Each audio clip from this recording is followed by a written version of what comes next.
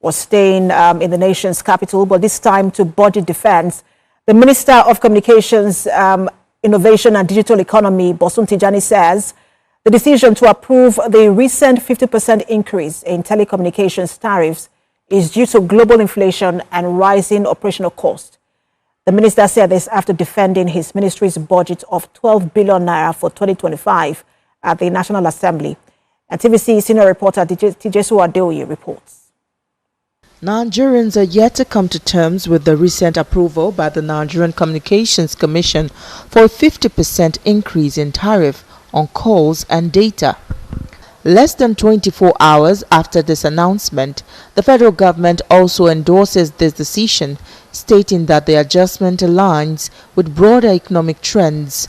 Nigeria's Communication and Innovation Minister, who is at the National Assembly to defend his ministry's budget, is also defending this decision despite the outcry from many Nigerians.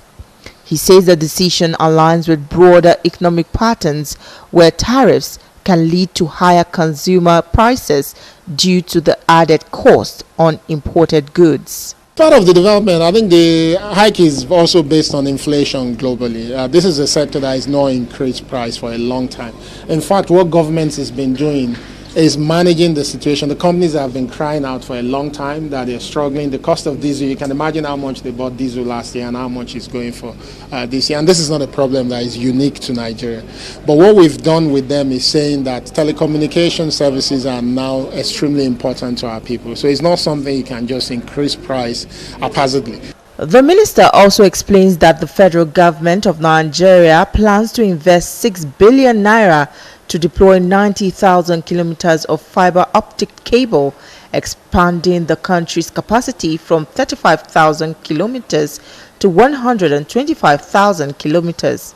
We have to make sure that the sector continues to stay sustainable. But at the same time, we don't want to inflict pain on Nigerians. So they were claiming for 100% increase in tariff. I think as you can see from what NCC released yesterday, we had a lot of back and forth. They've been talking about since even before we were appointed. The first time I met them almost 16, 17 months ago, it was the same thing they were talking about. But now I think we've settled at about 50% to ensure that they can find ways to stay sustainable, but also the price hike is not significant to the point where it becomes painful for our people. He appeals to Nigerians with an assurance that the decision is necessary to foster growth in the critical communications sector. Tijesu Adeoye, TVC News, Abuja.